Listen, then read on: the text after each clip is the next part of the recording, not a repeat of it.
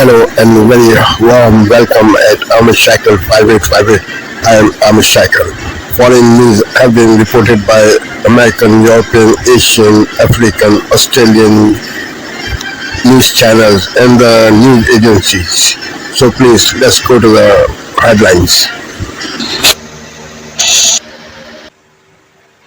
Tonight, breaking news, air traffic control in multiple cities now affected by this government shutdown. Newark, Nashville, Dallas, Chicago, all among them. Traffic controllers forced to work without pay, now calling in sick tonight. The FAA now warning at least 8 major air traffic control facilities facing staffing shortages tonight.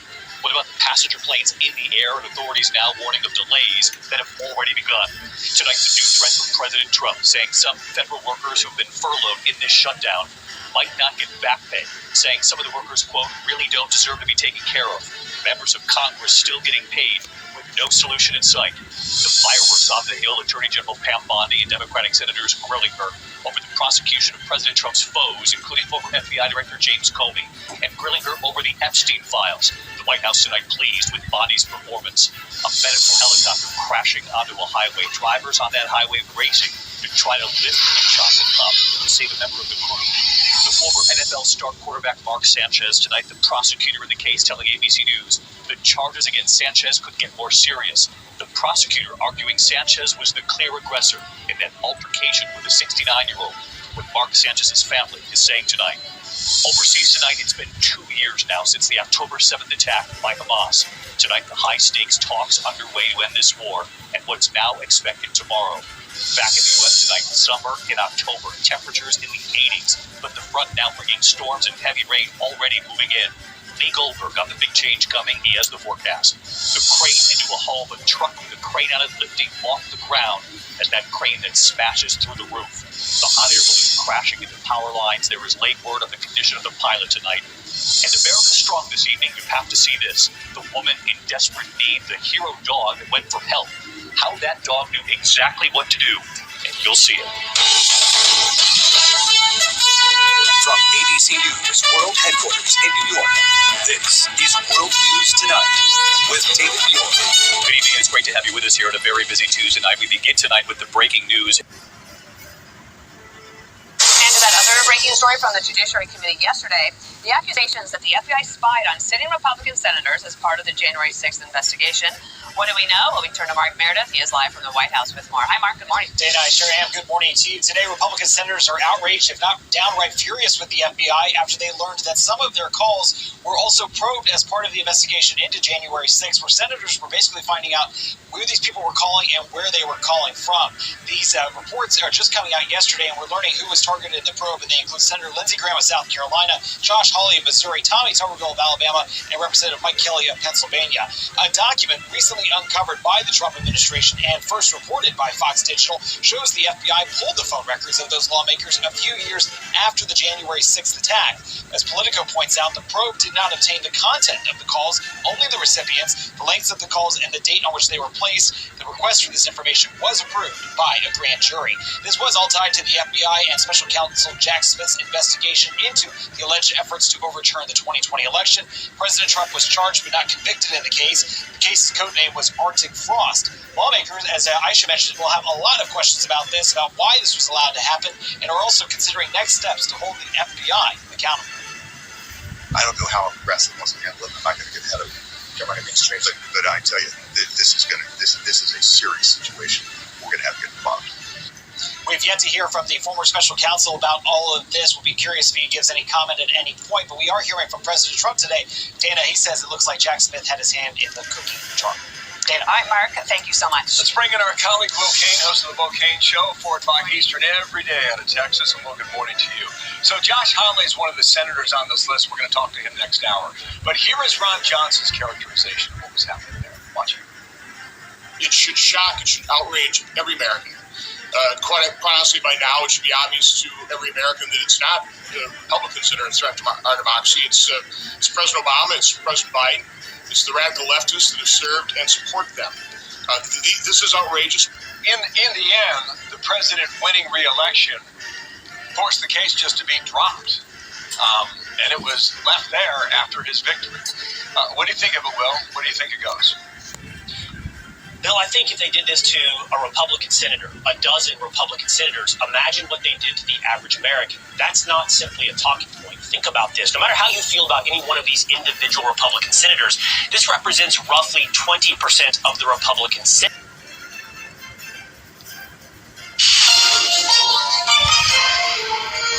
On this Tuesday night, trade talks at the White House. What came out of the Prime Minister's big meeting with the U.S. President? I'm more optimistic today after those discussions. Israel honors the victims of October 7th. My heart. They took it from me. 2 years on, the push to free the remaining hostages. Marineland's plea for public funding to save 30 beluga whales. The government's response. Bucks for a ballot. Why some Newfoundlanders will have to pay to vote in next week's election. I don't think any of this feels fair. Plus, hard foul. That would be a real loss. Why the U.S. could score some priceless Canadian basketball artifacts. Global National with Donna Friesen. Reporting tonight, Jeff Semple. Good evening and thank you for joining us. Prime Minister Mark Carney sat down with U.S. President Donald Trump in Washington today to talk trade and security. There were no breakthroughs nor any tariff relief, but Trump hinted good news may be on the horizon. And he was asked by a reporter if he had any message for Canadians who are angry and avoiding travel to the U.S. Look, I understand that Americans don't want to buy cars that are made in Canada. We have the same problem. So there is it's something that will get worked out.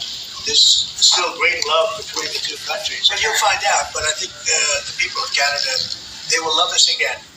Now, Trump didn't explain why he thinks Canadians will soon be feeling the love, but said he was hopeful they could reach a new trade deal that both countries will be happy with.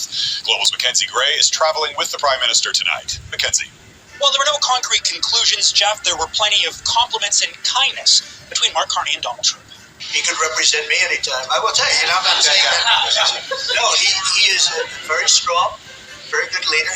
He's a nice man, but he can be nasty. You kindly hosted me and some of my colleagues a few months ago, and I said at the time, you are a transformative president. Not even a 51st state reference could derail the camaraderie. But this is, in many respects, the most important. The merger of Canada and the United States. I wasn't where it was going. The fact is... But as much as the president likes Carney, he likes tariffs more. If he's a great man and you want to do a deal with Canada, why aren't you? Because I want to be a great man too. Claiming both countries are in a natural economic conflict. We want to make our cars here. At the same time, we want Canada to do well making cars. So...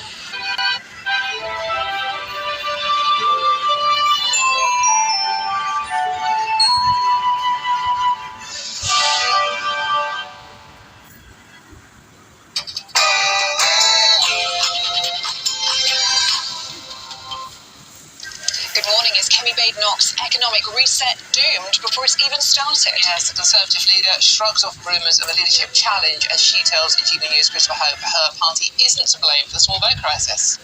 Small boats were not caused by Tory policies. They're small boats in France. They're in Italy. There is a problem with global mass migration.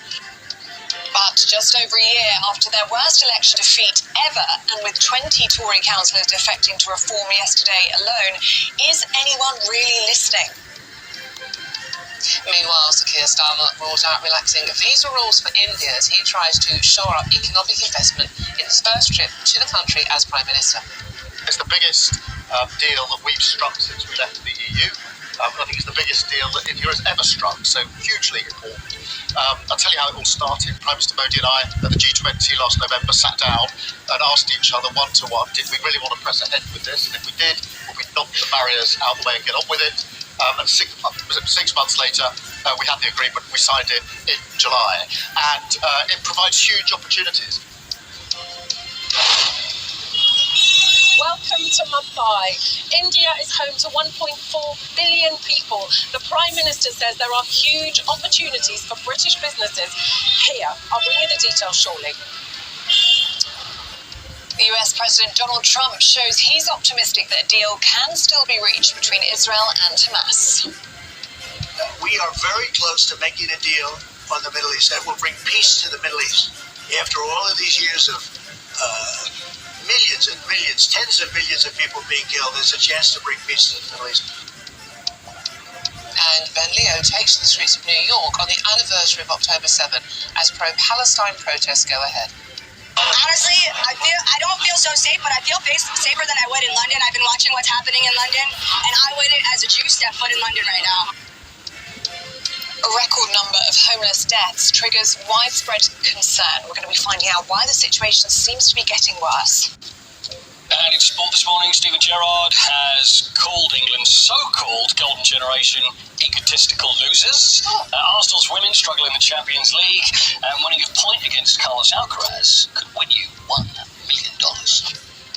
There is a bit of cloud, a bit of rain around today, but most of us will see some sunshine either today or tomorrow. I'll have the details coming up. Good morning, it's just gone 6 o'clock. I'm Ellie Costello. And I'm Paul Neeson, and this is GB News Breakfast.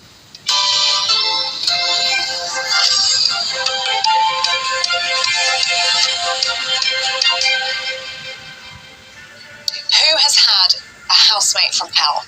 Yep.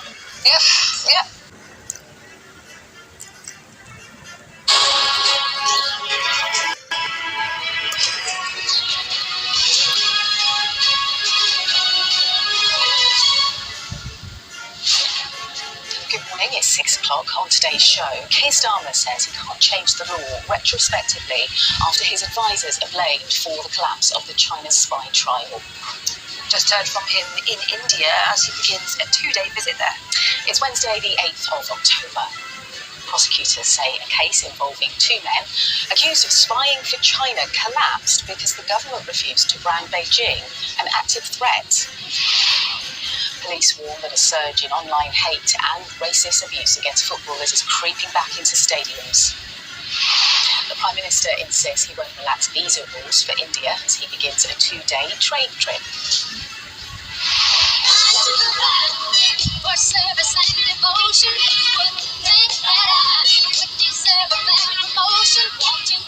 Dolly Parton's sister asks fans to pray for the country music legend who's battling health issues.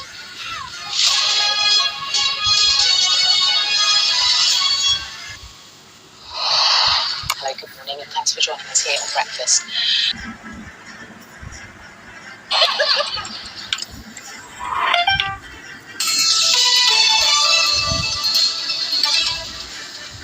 This is DW News, and these are our top stories. Israel is marking 2 years since the October 7th attacks by militant Islamist group Hamas and other Palestinian factions. People gathered at the site of the Nova Music Festival, one of the places where Hamas militants attacked.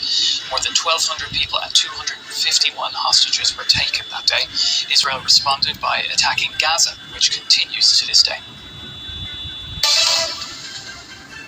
The indirect peace talks between Hamas and Israel are in their second day. The Egyptian Red Sea resort of Sharm el-Sheikh. A spokesman said Hamas was serious in reaching a ceasefire deal based on the plan of US President Donald Trump, that it wants Israel's full withdrawal from the territory. Here in Germany, a newly elected mayor is in hospital after being stabbed multiple times. The attack occurred in the town of Herdecke in the western state of North Rhine-Westphalia. Iris Stalzer is a social democratic politician and was elected mayor last month. Chancellor Friedrich Merz has condemned the attack. This is DW News from Berlin. You'll find more on our website, that's dw.com.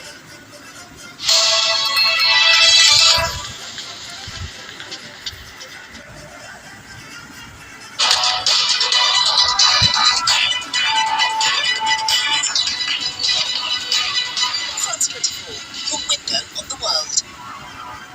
Liberté, égalité, actualité. Hello and a warm welcome if you're just joining us. You're watching Daybreak here on France 24. These are the headlines. Optimism being voiced by all sides in the current talks aimed at bringing an end to the brutal onslaught on Gaza. Hamas says it needs guarantees of lasting peace before it will release the remaining hostages. Israel says they're currently down to technical details for a deal. But now, bombings do continue. By close of day, France needs to have found a way to form a working government, or President Emmanuel Macron will have to take further action. His 7th Prime Minister set to meet with left-wing parties this morning and could suspend Macron's hard-won pension reforms in a bid to get them on side. The president's car pelted with stones, an assassination attempt, according to the energy minister. In Ecuador, protests over a halt in fuel subsidies turned violent. Good to have you with us. Also coming up in the programme, Emily Boyle will be bringing us her review of the international newspapers. Among the stories she's picked up on is one in the New York Times about Elon Musk's sexy AI chat.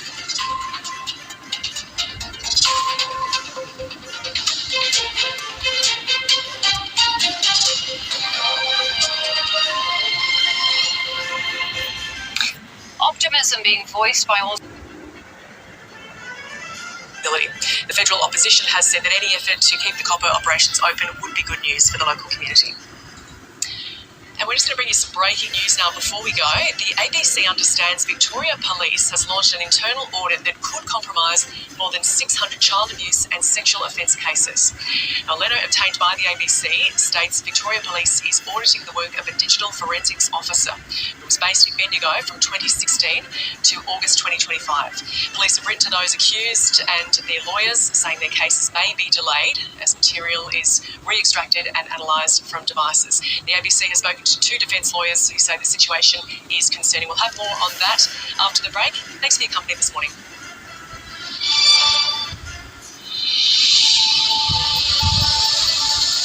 Today, an email error blamed for the delay in communicating last month's Optus 000 outage. That communication referred to in the statement was sent to the wrong address.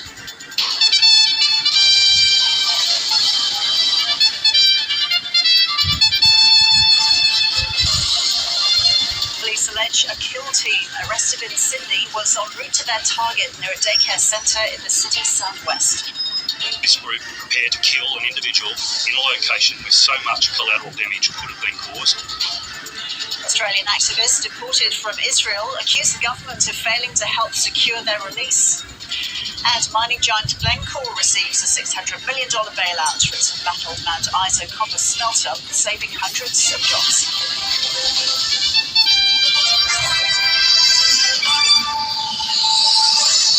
Hello and welcome to ABC News. I'm Rosa Childs.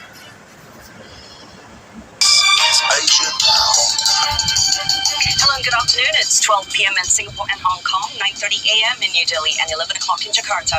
I'm Yasmin Yonkers at this hour. Australia and Singapore upgrade strategic ties, deepening defence, trade and climate cooperation. We are not only looking at bilateral initiatives that benefit each one of us, but also looking with a view to preserve important multilateral frameworks or strengthen our multilateral framework. We live in a world that is turbulent, but it's increasingly smaller in some ways as well. The US Senate confirms Dr. Anjani Sinha as ambassador to Singapore. The orthopedic surgeon from Florida was approved by a 51 to 47 vote.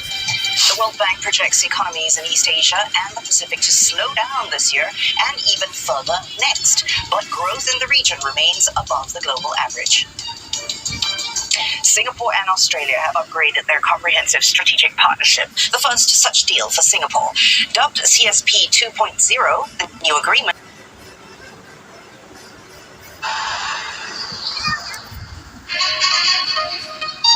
Africa News. The news. In Madagascar's capital on Tuesday, junior doctors went on strike in support of the country's protest movement as pressure mounts on President Andry Rajoelina. Hundreds of medical students and junior doctors left the largest public hospital in Antananarivo to march to the Ministry of Health. But the demonstration quickly escalated. Police blocked their way and eventually used tear gas to disperse the protesters. We are stopping work. No one is going to work in the hospitals. We will stop until our demands are met. We are doing this for the Malagasy people because the quality of care in Madagascar is very poor, especially when it comes to hospital equipment. The salaries of healthcare workers are also very low. Medical students are paid 25 cents per hour. We will not return to work until our demands are met. Junior doctors are paid barely €100 per month. They are demanding a pay rise to €240. In protest, they have also announced the suspension of minimum service in public hospitals. In terms of equipment and infrastructure, the situation is already so precarious. That's the only word that can describe it. In terms of workload, doctors see around 50 to even 100 patients in some hospitals. Andrew Rajoelina on Monday named a new prime minister from the military in an attempt to ease the crisis. The president plans to hold a national dialogue with various groups on Wednesday after protesters issued a 48-hour ultimatum for him to agree to their demands of facing national strike. Egypt's foreign minister said the United States delegation will join peace talks between Israel and Hamas in Sharm el-Sheikh on Wednesday. The top diplomats said negotiations were underway to reach a deal on the first phase of US President Donald Trump's plan to stop the war in Gaza. He said the negotiations aim at achieving a security mechanism that eventually leads to a complete withdrawal of Israeli forces from Gaza. كان في مدينة شرم الشيخ في مدينة السلام مفاوضات بين الجانبين. In Sharm el-Sheikh, the city of peace, negotiations are underway between the Israeli and Palestinian sides to work on reaching an agreement on the first phase of this deal, through working on releasing the hostages and a number of Palestinian prisoners and redeploying Israeli forces to prepare the climate on the ground to complete the step of releasing the hostages. الإسرائيلية لتهيئة المناخ على الأرض لإتمام خطوة إطلاق سراح الرهائن. These talks were ongoing on the 2-year anniversary of Hamas's surprise attack. Israel's war in Gaza has since killed 67,000 Palestinians. In Gaza, thousands of families continue to search for loved ones missing in one of the most destructive wars in decades. Many have vanished under the ruins of bomb domes, while others may be held without contact in Israeli detention. I keep imagining him coming. I can imagine him. Tonight, major airport delays in Nashville and Chicago, and now the FAA is warning more cities could be next. The agency blaming a staffing crunch as the government shutdown impacts airports nationwide. The new delays right now, air traffic controllers working without pay. Now some are calling out. One airport's tower unmanned for hours. Pilots told to call a 1-800 number for instructions. Also breaking tonight, dangerous flash flooding drenching parts of the South. Louisville streets underwater, cars and trucks submerged. Some areas reporting a month's worth of rain in one day. Plus, we're tracking the potentially dangerous storm that could slam the East Coast. The fiery hearing, Attorney General Pam Bondi grilled by Senate Democrats. What she said when asked about Jeffrey Epstein's potential client list. A medical chopper spiraling out of control, slamming down onto a busy freeway. Hero drivers jumping into action, lifting the heavy wreckage to save the person trapped below. Plus, this just in, the dramatic rescue after a small plane went down in the Everglades. We'll show you how they were rescued. The urgent negotiations to save the hostages still held by Hamas. Richard Engel on the ground as Israel marks 2 years since the brutal Hamas terror attacks. Using AI in court, one woman losing her case with a lawyer, but getting a victory on appeal using ChatGPT. Can artificial intelligence replace lawyers? And oh, what a night. The heartwarming moment when beloved cheerleader was asked to the big dance. Nightly News starts right now. This is NBC.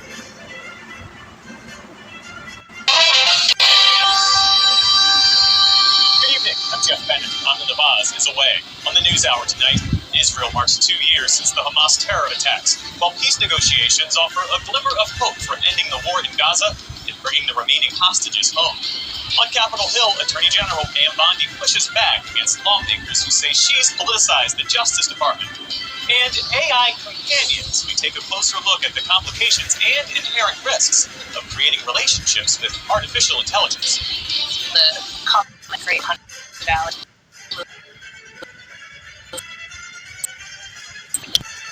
Isaac.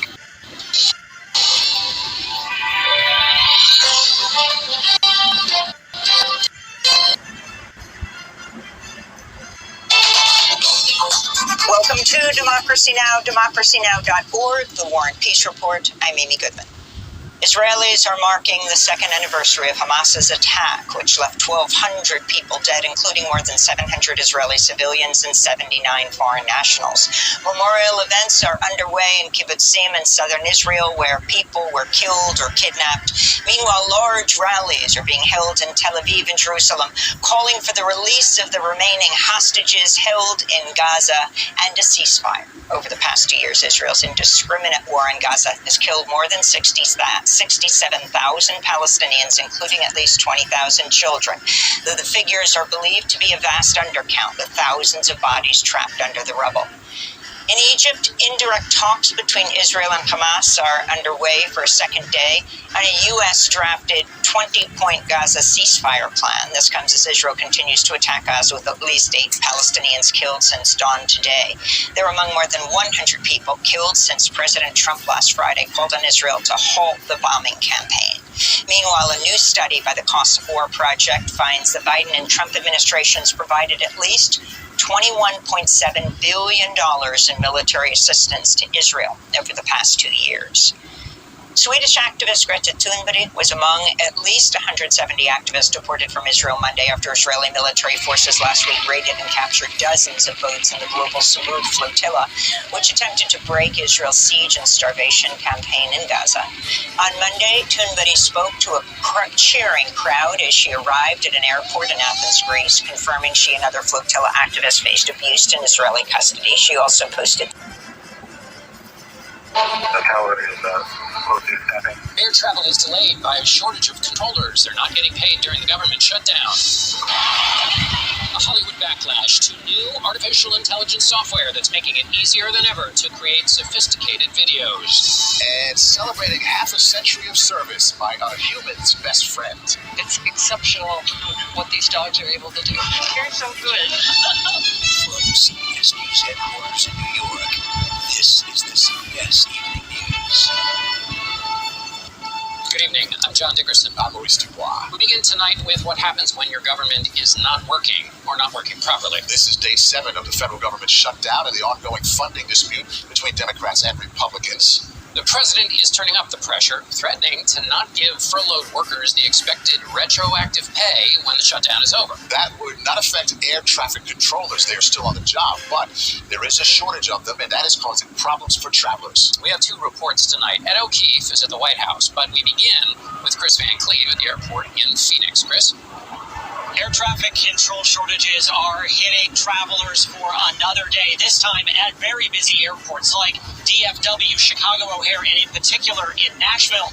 Last night, the shortages left one air traffic control tower empty. For hours Monday, the Burbank Hollywood Airport hit ATC 0.